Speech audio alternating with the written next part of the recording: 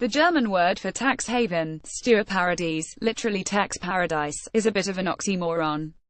After all, whose mind wanders to the Garden of Eden when filling out IRS Form 1040? A more common reaction is acquiescing to the aphorism that only two things in life are certain: death and taxes.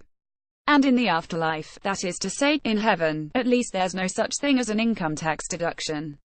But that's just how mere mortals think, those with normal-sized bank accounts. For the richest among us, there are plenty of ways to reach tax salvation without crossing to the other side. In tax paradise, many earthly constraints, of the kind most people cannot escape, are lifted. It is a place of exclusionary insouciance.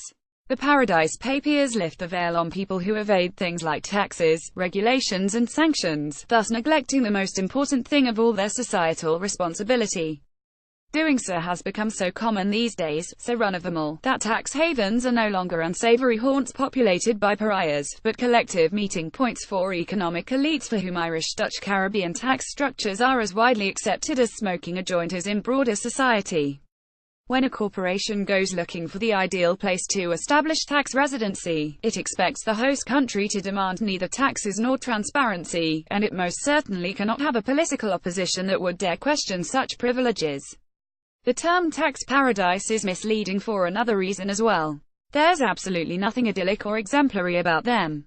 The Isle of Man, for instance, a beneficiary of the EU's customs union due to its status as Britain's plus zone, offers the option of importing private jets into the European Union VAT-free.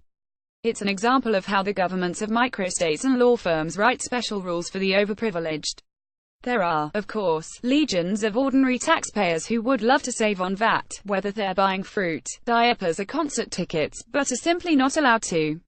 In tax havens, the wealthy can save €4 million in taxes on a single airplane, more than most people will earn in their entire lives. Those targeted by allegations stemming from the Paradise Papers often decry such stories on the grounds that they never broke any laws. This is consistent with the ethos of tax havens, which holds that beneficiaries of the system are to be left alone. Thank you very much. But there is an obvious public interest in exposing the machinations of tax nirvana, which companies are optimizing their bottom lines there, which cabinet-level politicians are shrouding conflicts of interests. The customers of tax havens may have agreed to a level of secrecy with their complicit lawyers, but that contract is not binding for the rest of us taxpayers who have yet to reach the fiscal promised land. Indeed, the Paradise Papers could even spur a debate over why so many people are permitted to neglect their responsibilities to global society.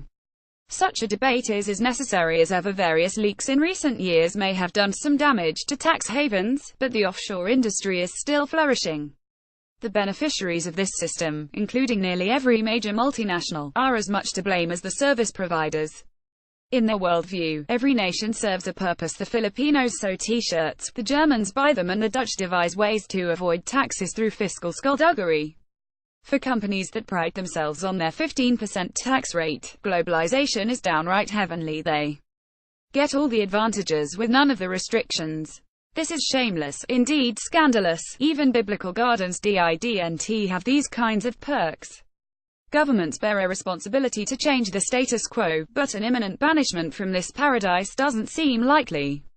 Donald Trump, the false prophet of America's downtrodden, likes to lash out on Twitter against unchecked elites, but he too has indulged in tax havens. Republican scripture holds that mankind may only thrive where taxes wither, and that tax havens are to be exalted and emulated, not shunned, by the world's economies. Trump's latest ambitions for rewriting the American tax code suggest this is the direction in which the US is headed, not the other way around. Tax havens are not the way to achieve heaven on earth. They are by definition exclusive, because not everyone can afford absolution. There is a message in their isolation, one aimed at the excluded masses with their pesky social state rules and democratic processes. Go to hell.